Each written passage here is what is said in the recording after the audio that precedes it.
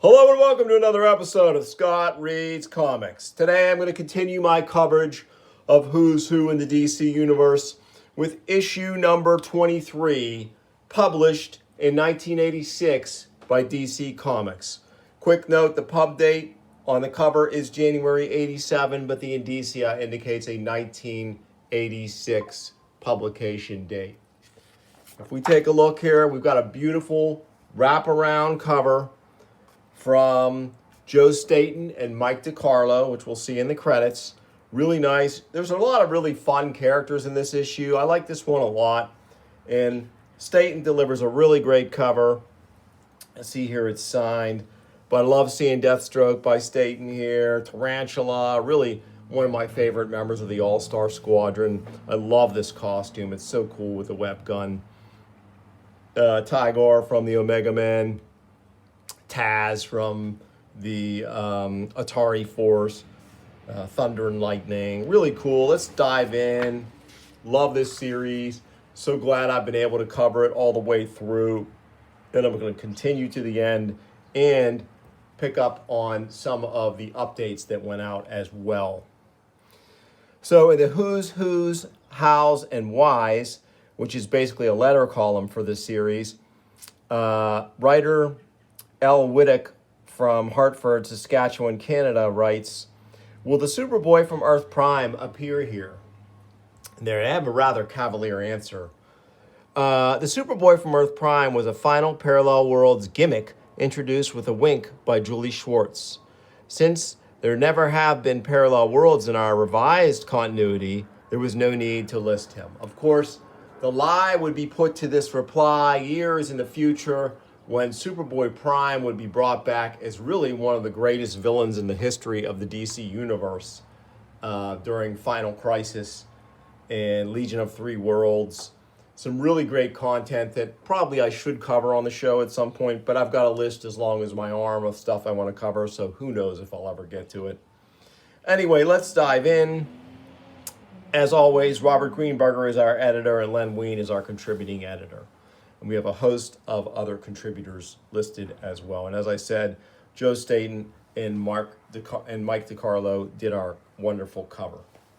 I'm not sure if we're going to see another George Perez cover as the series finishes out, because we are getting closer to the end. First entry is Cyrene, occupation, sorceress, and ruler. First appearance, Action Comics 527. Beautiful artwork here from Dennis Cohen and Rick Magyar. And one of those magical characters that could give Superman, as we can see in the artwork here, a fight, because Superman's main weakness besides kryptonite was, of course, magic. So lovely character design. Like this character a lot. Next up, we have Tala, whose first appearance was Phantom Stranger. Second series, number 4. Alter Ego None, would-be conqueror and creator of chaos. Great artwork here by Henry Bismuth, whose work I am not really familiar with. Tala has tremendous magical powers, and it goes on to describe them a little bit.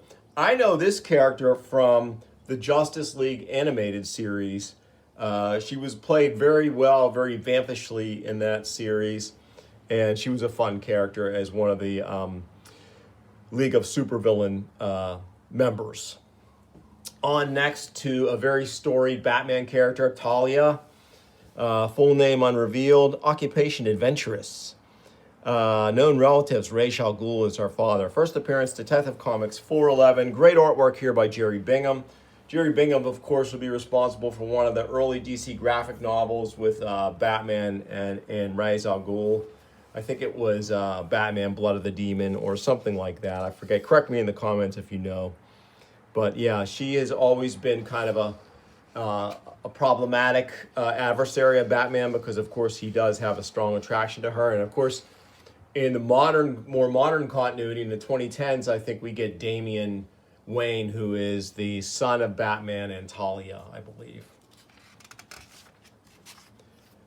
Nice entry here by George Perez on Tamaran, planet of the vegan planet of Starfire and Blackfire, her evil sister.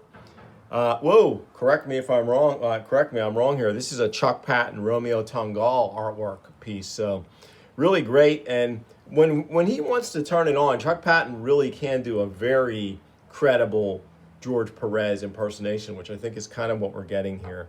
But I love this entry, really well done, showing the different climatic zones of Tamaran.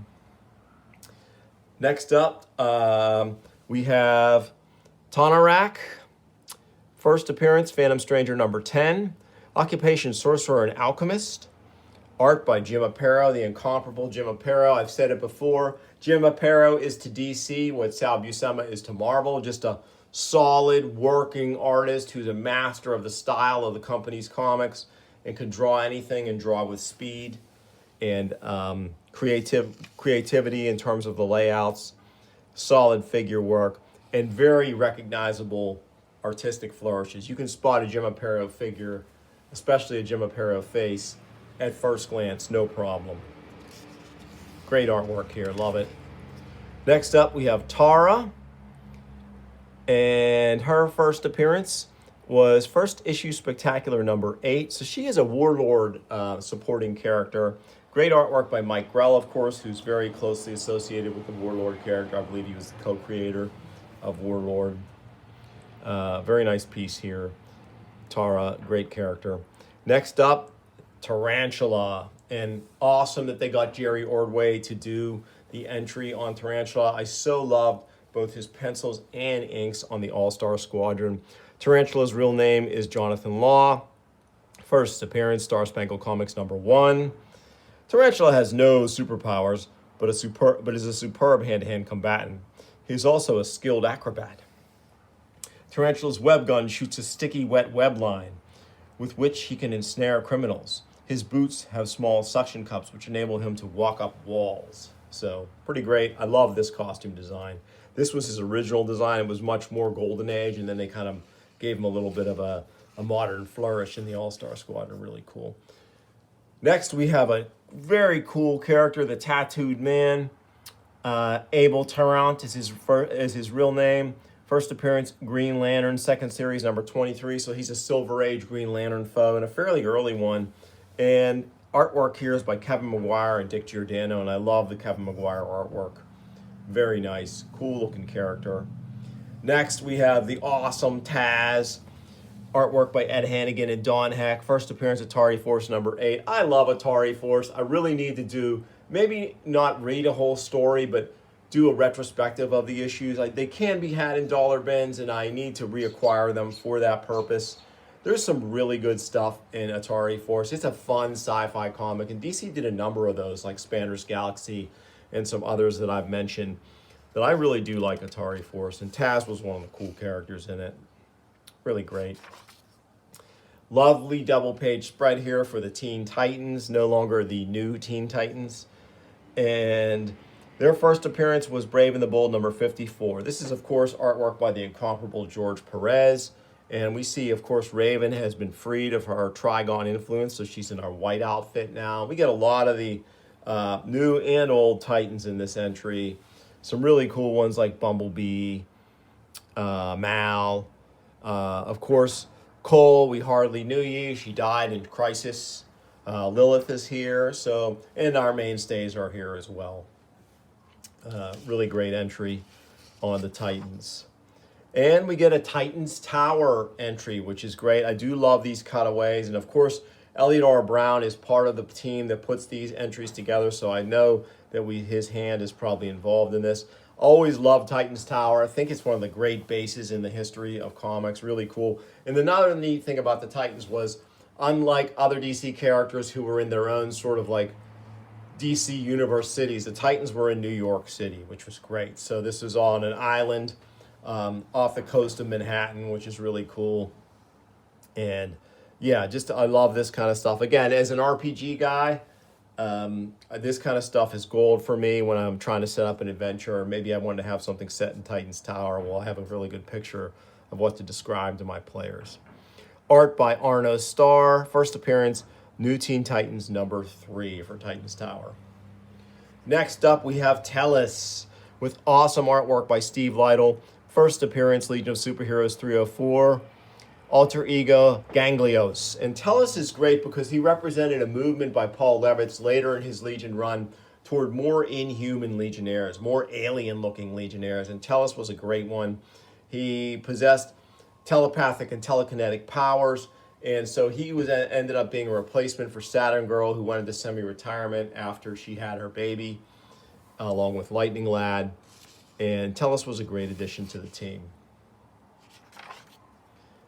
Next, we have Tempest, with great artwork by cover artist Joe Staton. Of course, Joe Staton co-created this character. He was a member of the 2nd Doom Patrol. His first appearance was Showcase number 94. Real name, Joshua Clay. And base of operations, New York and Kansas City. And he possessed electrical powers as befitting his name. And this costume is so 70s. I love it. And he would later get a much more 80s style, like bodysuit type costume with less flourishes than this rather wacky one here. Although I do like it, I confess. We have another Atari Force member coming up next, Christopher Champion, aka Tempest. First appearance, Atari Force number 1. He's a teleporter. Great artwork by Jose Luis Garcia Lopez, who did some of the artwork for Atari Force and definitely some of the design work. Really great artist, Jose Luis Garcia Lopez, and you can see his mastery of figure work and posing in this entry as well. Really nice stuff. Next, we have the bizarre Ten-Eyed Man, real name Philip Reardon, former soldier, night watchman, sky marshal, later vigilante. First appearance, Batman 226. Artwork here by Irv Novick and Pablo Marcos. The Ten-Eyed Man could see through optic nerves connected to his fingertips. He was a superb hand-to-hand combatant and marksman. So, great costume, interesting power. You'd think maybe it's not really that powerful, but especially when, once again, going back to kind of from a gaming angle, I could see a character like that being kind of effective and cool. A very understated power, and I do kind of like his costume as well. You can't really go wrong with this like burgundy and brown or brown and tan look that they've got here. And of course, he's got the skunk hair, which is cool. And speaking of costumes, next up, we have perhaps, in my mind, one of the greatest costumes ever designed. The Terminator with art by George Perez, who designed the character and the costume. There are a few better costume designers in comics than George Perez was. He was able to do a few... he did a few costumes that were sort of weird or didn't work, but most of the costumes he designed were great, and this is definitely one of them. Alter Ego's Slade Wilson, first appearance, New Teen Titans, number 2. 6'4", 225. He's a perfect physical specimen. And powers and weapons, the Terminator is capable of using 90% of his brain capacity. I always thought that was a great gimmick. He also has heightened strength and speed. Just a deadly foe for the Titans. And he was part of the Immortal Judas Contract storyline. Next up, we have Tara Markov. And it's really funny how, just by a quirk of the alphabet, the Terminator and Tara are back to back. And another George Perez entry, gorgeous artwork. Her first appearance was New Teen Titans 26. And of course, she has powers, mastery over all things Earth. She should move tons of Earth, control it to her will, levitate it. She was also a complete psycho, and she had a completely inappropriate relationship with a much older Slade Wilson, the Terminator. It was really weird. It really puts kind of a strange shade on the whole Judas Contract storyline. I kind of try to black it out of my mind. Even at the time, as a 14-year-old kid reading that when it was coming out, I was like, man, this is just wrong. Because she was 14 or 15 and Terminator was easily in his 40s. Just an inappropriate relationship by anyone's judgment, I think. But it was a tragic story. And I think now she might have been brought back, but I'm not sure because I don't read a lot of modern DC comics. Someone can let me know in the comments if indeed she is alive again. But spoiler alert, for a 40-plus-year-old story, she passes away at the end of the Judas Contract. Next up, Terra Man. First appearance, Superman 249. Art by Kurt Swan and Sam De La Rosa. Interesting character here. The Terrible Trio is our next entry with great artwork by Terry Beatty. Detective Comics number 253. These are classic Batman villains, just kind of a weird, quirky trio of villains. Next up, we have an entry on the planet Thanagar, which is the home of Hawkman and Hawkgirl, art by Richard Howell Murphy Anderson. First appearance of Thanagar, Brave and the Bold, number 34. Oh, yeah, this might be one of my favorite entries in this issue. Tharok, great Legion villain. First appearance, Adventure Comics 352. Alter ego is the Dark Man. Great artwork here by Mark Bright and Carl Kessel. What a team. Doc Bright occasionally parachutes into Who's Who to do some work for DC. Of course, he spends the bulk of his career drawing at Marvel, but I love to see him visit DC characters and see his interpretation of them. Next up, we have Thea by Jose Luis Garcia Lopez. Her first appearance, New Teen Titans, second series, number 7. So she is, I think, one of the Titans, yeah. As a Titan, Thea had superior strength and vulnerability and immortality. Yeah, very cool character. Occupation is goddess and president of Sun Publishing. So. Next up, we have The Thinker, group affiliation, Injustice Society of the World. First appearance, Flash Comics number 65. Artwork by Gil Kane. The Thinker has no superpowers, but is a brilliant criminal strategist and inventor. He is a poor hand-to-hand combatant. He does have this helmet, which does give him powerful psionic abilities. And he's part of the incredible Doom Patrol Suicide Squad special, which I'm going to cover that on the show, I think. It's got pretty great artwork and with Eric Larson, and I think it's worth checking out for the show, but we'll get to that at some point. Next up, we have the team Thriller with artwork by the amazing Trevor Von Eden, who drew a number of issues of that 12-issue maxi series. First appearance, Thriller number 1. I believe they were co-created by Mike W. Barr. I love Trevor Von Eden's artwork. I wish he would have done more. But he did actually have a pretty large body of work, but no real long extended runs on any one title. Next up, Thunder and Lightning, drawn by Keith Pollard and Bob Smith. Keith Pollard did draw Thunder and Lightning's second appearance. They first appeared in New Teen Titans number 32, and they subsequently appeared in New Teen Titans number 36. That was their second appearance, and it was drawn by Keith Pollard. So it's great that they tapped him for this entry. And yeah, first appearance, New Teen Titans 32. Gon and Tavis Williams. Very cool characters. And I think later on, maybe in the 90s, they eventually joined some version of the Titans. Peter Cannon Thunderbolt is up next. Great artwork here by Peter Morrissey. His first appearance is Thunderbolt number 1.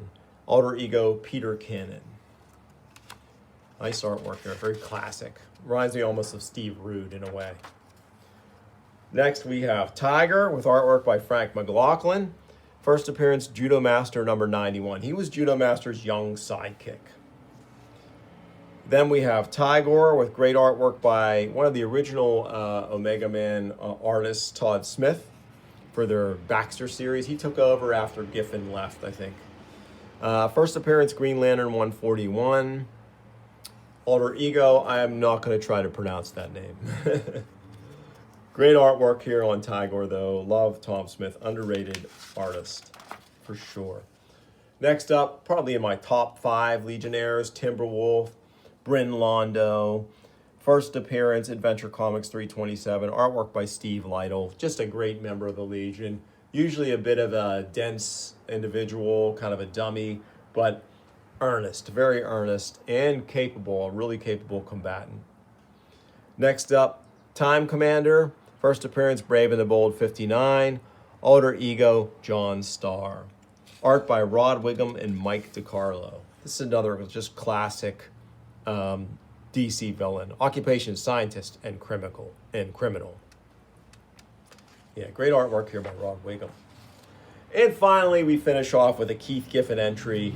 Keith Giffen and Rick Bryant drawing the Time Trapper, one of the Legion's deadliest villains. First appearance in Adventure Comics 314. And this is in that newer Giffen style, that scratchier Jose Munoz style that he adopted in the 90s. Neat entry here, very menacing looking, the Time Trapper. And of course, we have our inside back cover, which is showing us just some of the titles that these characters are appearing in the current DC lineup. So that's always a nice feature like that. And that's it, folks. That is Who's Who number 22 from DC Comics. And I'll sign off before someone else tries to call me. But I do appreciate you watching. If you like what you see, please like and subscribe. Tell your friends. I'll bring you more soon on Scott Reads Comics. Thanks for watching.